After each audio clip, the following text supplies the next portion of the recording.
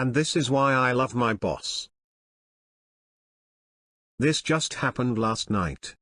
I work at a small mom-and-pop pizza place in a small town. We're the only not gas station pizza place in town. Friday nights get busy. So, my boss is cooking and I'm waitressing. The cook cooks and the waitress does everything else. It would be nice to have two of us, but we manage and the people of our town expect it and respect it after all these years. It's busy. I've got several tables and the phone has been ringing off the hook with to-go orders.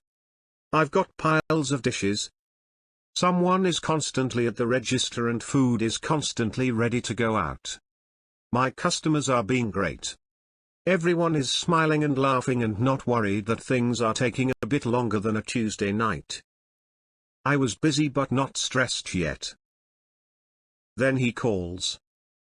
Some guy from out of town. There was a high school game, so we had a few out-of-towners that night. He orders a large thin crust. Our thin crust is very thin, about as thin as a cracker crust, but it's not crispy like that. Pizza with pepperoni. Easy peasy. He wants it well done. Can do. He wants us to put it in the oven for an extra 5 minutes. I say okay with zero intention of doing that. We have a brick oven, our thins go in the oven for 3 to 4 minutes, 4.5 for well done. That's total. This guy wants 5 extra minutes on top of that. He wants a 16-inch charcoal hockey puck. I assume he thinks he knows what he's talking about and just put on the ticket well done. We do our thing.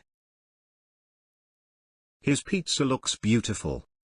He comes to pick it up and before paying he opens the box to inspect his pizza. This is normal and I'm not worried. Him, I asked for my pizza well done. Me, this is how we make our pizzas well done. Any more than this and your pizza will burn. Him, I'm not paying for this, I'm not eating this, I want a new one and I want it how I ordered. Put it in for 5 more minutes. At this point my boss taps me on the shoulder and tells me to take over the cooking while he handles the customer. Our kitchen abuts the register counter. I'm literally making pizza 5 feet away from the interaction, so I get to hear the whole thing. My boss tries to tell the guy how long we usually cook the pizzas, what's going to happen to his pizza, etc. etc. Customer is having none of it. He wants this pizza cooked the normal time plus an additional 5 minutes. After a few minutes I can tell my boss has had enough of this guy. Boss, sure you don't just want this pizza? Meaning the one we had already made. Guy says no, so my boss brings it out to one of our regulars and let him have it. He comes back to the guy and informs him if he wants his cooked for 9 minutes he needs to pay first.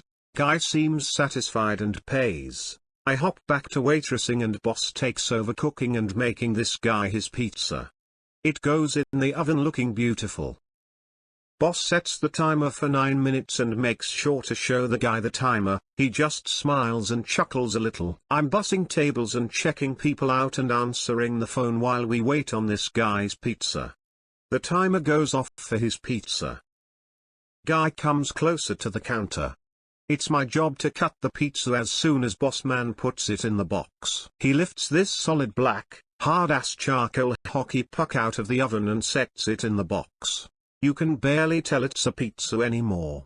I attempt to cut it but it is so overcooked it more or less just cracks and crumbles. My back is to him so I can't see his face but I can imagine.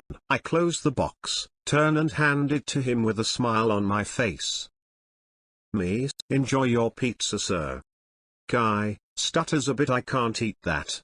Boss, we made your pizza to order. If you want a new pizza you'll need to order a new one and pay for that. The guy has this completely broken look on his face. I was actually almost looking forward to a blow up. My boss is a force to be reckoned with if you curse or disrespect us. He left his pizza on the counter and left. This is why I love my boss. Now to the comments. Had a similar experience while working at a Sonic during college. Man orders hamburger well done. Cook left it on griddle a little longer than normal and sends it out. 5 seconds later, dude is calling in the speaker that burger not well done enough. Burger brought back in and patty placed on griddle till almost charred. Burger served to customer and again, 5 seconds later dude calls back in screaming how his burger is still not well done. Patty put back on griddle and cooked to the size of a sausage patty and all grizzle. We watched as he finally enjoyed his burger. Your boss is a goddamn savage and I love it. Always listen to the experts, and don't duck with the people who make your food. OP replied. The best part is that he will bend over backwards for you. Unless you're an asshole. Sometimes I wonder how we stay in business with all the discounts and freebies he gives away. But people love him for his fairness and generosity. He's about 70 and still working hard. People also love an old guy. Lol. Depending on long-time plans, that might be a conversation worth having. A friend's dad had a similar business and was well-liked and generous to people. When the man passed and his son took over, he realized the company was massively in debt and those discounts and gifts were running the place down. Despite his efforts, he couldn't salvage it and they shut down within a few years. Everyone blames the son for running his father's business into ground and leaving a bunch of people without jobs. Parts of his family still don't talk to him. It's hard for him to talk about because he tries so hard to not fault his dad for being a good guy, but trying to explain things just makes it look like he's using his dead dad as a scapegoat for his failings. I'm genuinely curious what he expected to happen. I guess 5 minutes isn't a lot, but for a hot oven it's usually white and brown and dark brown, technically edible, and then black, inedible. OP replied. It's a brick oven. I mean, yeah. What do you expect when you ask us to double the time? Would you put your cake in the oven for an hour? I'm guessing not. He totally learned his lesson though. Well, to be fair, a lot of cakes take 45 to 60 minutes to cook, but that is besides your point. He probably has a regular place he goes to where they put it in for an extra 5 and it's how he likes it. But how idiotic to not listen to the person that actually knows what's going to happen. I wonder how people like this make it through life. OP replied. I kind of figured that too. But yeah, most places don't use brick ovens around here, and every place does things differently. I mean, would it have been that difficult for him to look at the pizza and say, I prefer it a bit more well done than this, could you pop it back in for a bit please? And then let you all figure out how long a bit is? Delicious Malicious Compliance. Delicious. Once there was a little girl who didn't like eating her greens. Every time, her parents said eat up dear, it's delicious. One day, they were visiting relatives, and she was asked to try something new, not greens this time. She tried it, screwed up her face in disgust, and said I can't eat this, it's too delicious. There was a young girl who was precious. She could not consume greens or fishes. Whenever she tried, her parents just cried, please eat it up dear, it's delicious.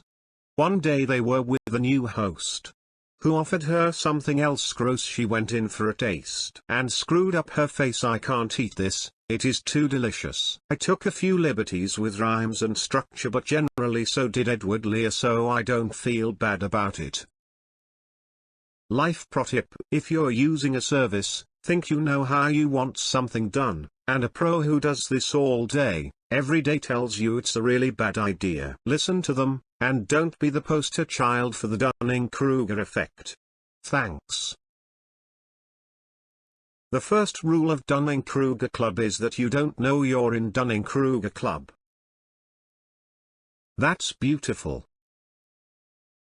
When someone tells you that your order needs to be paid for first in a situation where prepaid is not so it's a goddamn fluorescent red mother ducking flag with blinking lights and sirens, and you need to stop and think about what you are asking for. Some people cannot be told, though, they have to be shown. Some people learn by watching, some people learn by listening, and some people just have to pee on the electric fence. Lol, I'm the type that learns through trial and error, idiot mistakes. But even I don't need to piss on an electric fence to know it's a bad idea. People either don't understand or don't care when interacting with service industries. Even those who have previously worked in the service industry tend to forget at times. Working any job for any amount of money doesn't make you a lesser human being, less kind, less intelligent, or less significant. The people who treat others as lesser than them and can't hold a normal conversation fall prey to their own shortcomings. It is awesome that your boss is a wholesome person. It sounds like your normal customer base are also decent people. Cheers. OP replied. We have amazing customers. I broke my leg once and a few brought meals to my house and mowed my lawn. Small towns can be really awesome. People can really be awesome. But, unfortunately, people can also be that guy.